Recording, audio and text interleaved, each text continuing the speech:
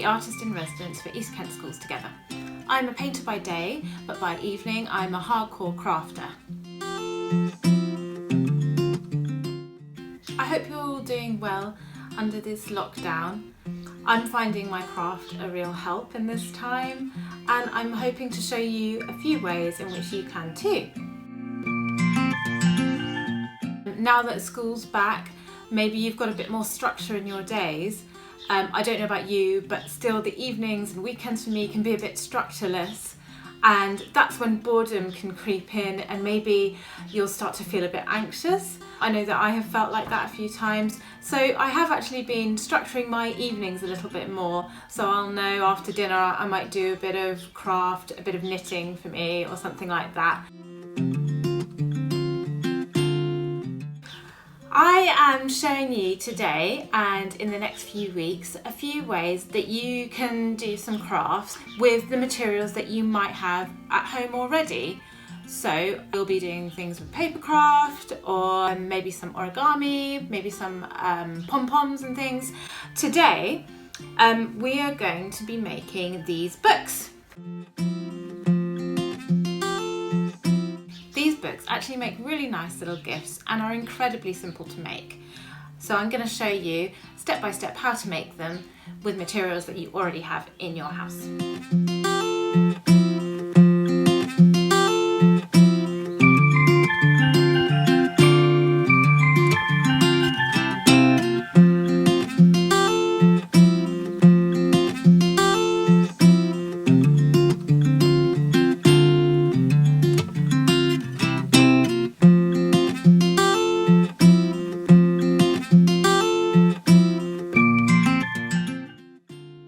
To get going is 4 sheets of paper. It can be any sort of paper, it can be printer paper even, that would work perfectly. We're going to start by folding the paper in half.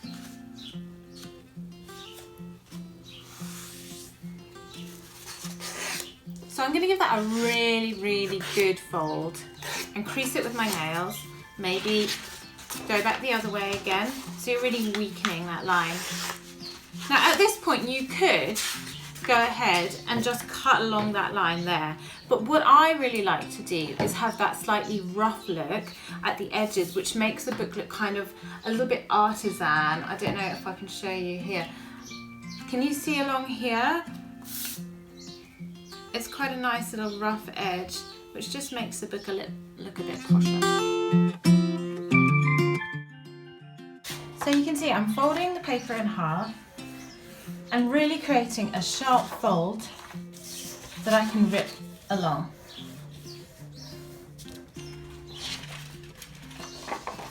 When you've created your sharp line, rotate the paper, give it a little ease with your hands and just start to rip along that fold. You might have to pull quite hard. This is quite thick paper, so I'm having to use my muscles. So now you've got 2 bits of paper. So what we do then is rotate, do it again.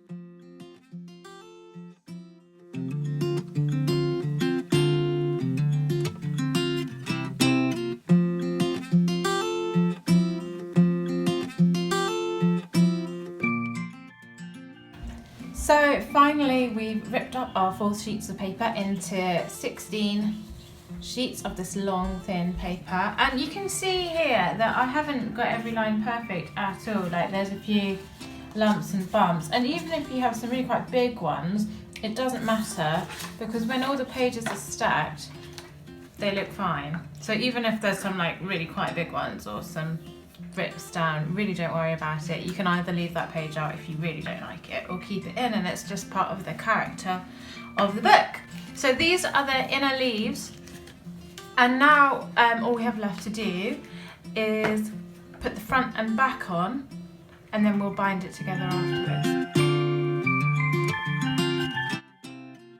the front and back cover, it doesn't necessarily have to be any heavy card if you don't have that around.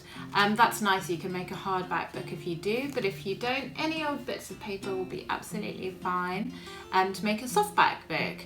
You could use anything, old Easter egg boxes or cereal boxes or anything. What have I done here? I've got the music one. I've got, this one was made out of some old wrapping paper.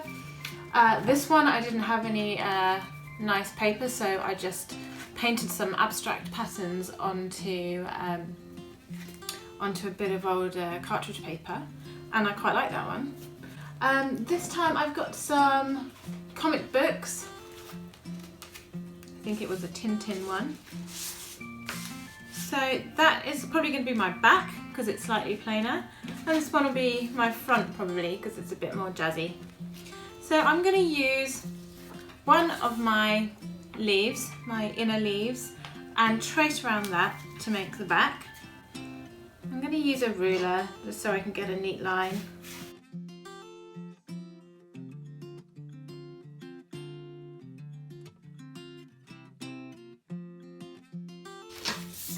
So that's my back marked out, and I'm going to do the same for the front. Get a nice position.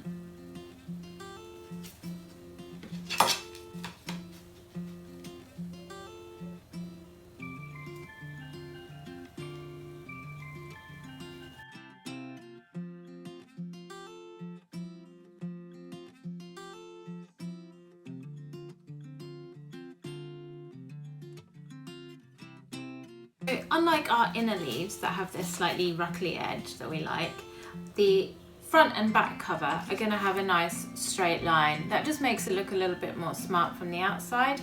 If you want to rip it, that's fine too. I'm going to use some scissors to cut around the lines I just drew.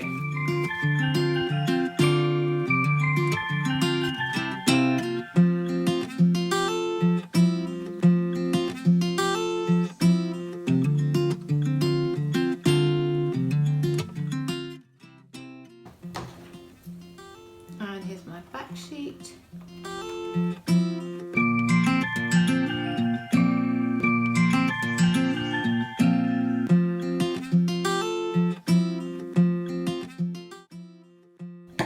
Great. So I'm going to pop that on the back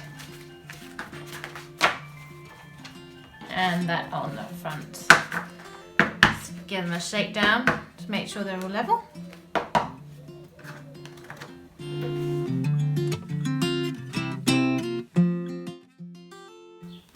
So there we have our book with the front and the back cover on. So what we need to do now is create a little nick either side in order to wind our thread around later. So this is going to take a bit of time, so you know, put the TV on. What we need to do is measure 1 inch and just put a little mark there. And do that on both sides from the end.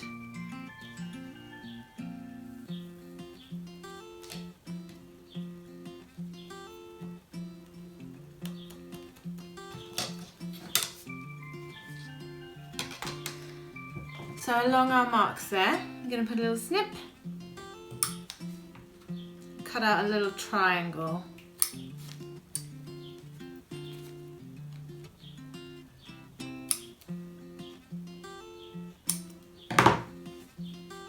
So we need to actually do this for every sheet, I'm afraid. You could do a couple of sheets at a time. It's up to you, depends how patient you are. I'm just going to get going on that now. So I'm measuring 1 inch, doing a little mark, measuring 1 inch, doing a little mark, and cutting out my triangle.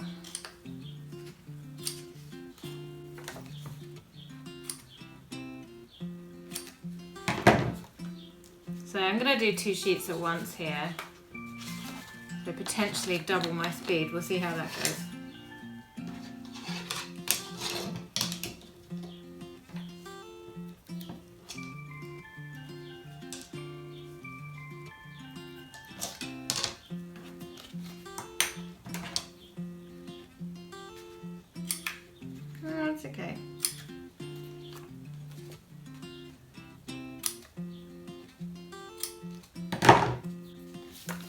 stack them on top of each other as you go along.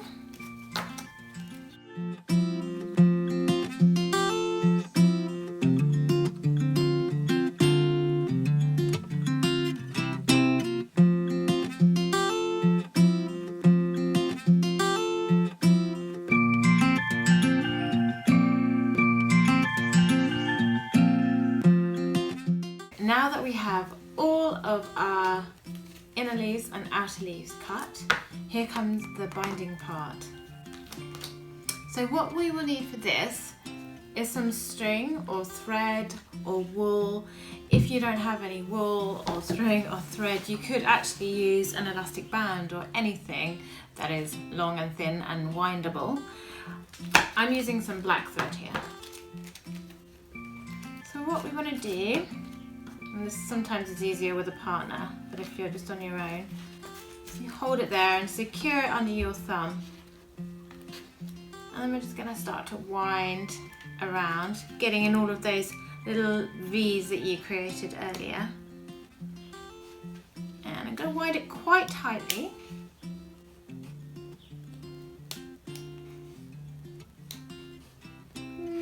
If you've got thin thread, you can wind it, 6 or 7 times.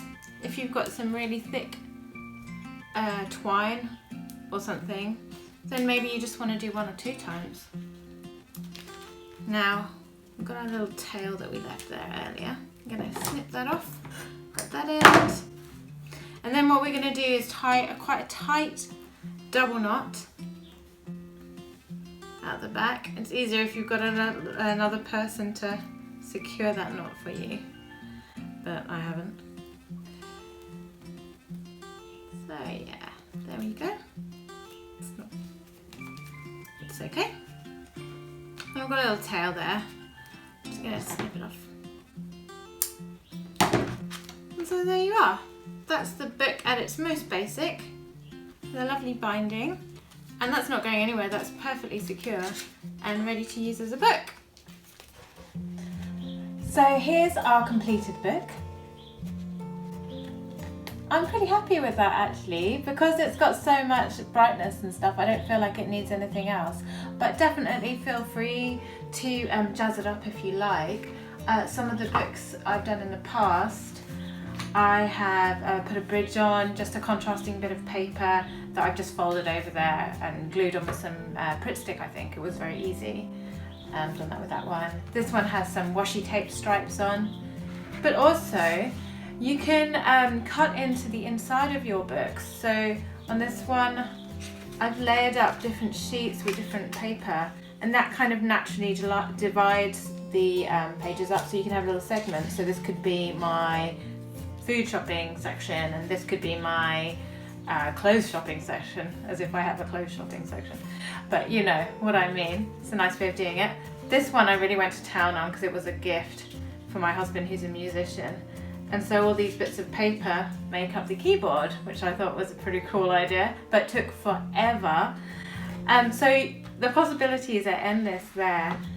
I would love to see the finished results of anyone that's been making this along with me. Send any photos along, I'd love to see those. Please ask East Kent Schools Together any questions, and I'm really happy to answer those for you.